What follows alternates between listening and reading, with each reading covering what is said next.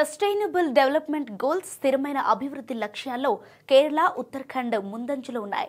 ఈ రెండు రాష్ట్రాలు ఈ ఘనత సాధించడం ఇది 4వసారి. ఈ మేరకు ఇవి 79 స్కోర్ నమోదు చేశాయి. Reserve bank of India report ఈ విషయాన్ని వెల్లడించింది. ఈ స్టడీకి సంబంధించిన మరిన్ని వివరాలను ఈ వీడియోలో తెలుసుకుందాం. స్థిరమైన అభివృద్ధి లక్ష్యాలను చేరుకున్న రాష్ట్రాల జాబితాలో తమిళనాడు, గోవా 78 స్కోర్తో రెండో స్థానంలో ఉన్నాయి. చండీగఢ్, హిమాచల్ ప్రదేశ్ 77 స్కోర్ సాధించాయి. జాతీయ సరాసరి 71 కాగా బీహార్ అత్యల్పంగా 77 స్కోర్ మాత్రమే పొందింది.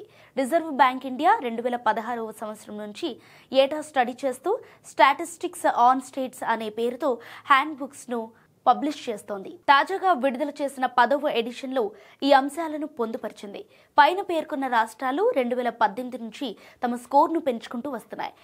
2018లో అత్యధికంగా 69 స్కోర్ సాధించి అగ్రస్థానంలో నిలిచిన కేరళ 2019లో 70కి, 2020లో 75కి, 2023లో 79కి పెరిగింది.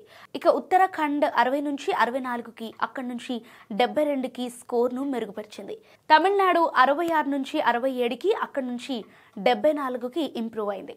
నేషనల్ యావరేజ్ 2018లో 67 కాగా 2019లో 60కి, 2020లో 66కి పెరిగింది. ఢిల్లీ, గుజరాత్, మహారాష్ట్ర, యూపీ, పశ్చిమ బెంగాల్ వంటి రాష్ట్రాలు తక్కువ స్కోర్ నమోదు చేశాయి.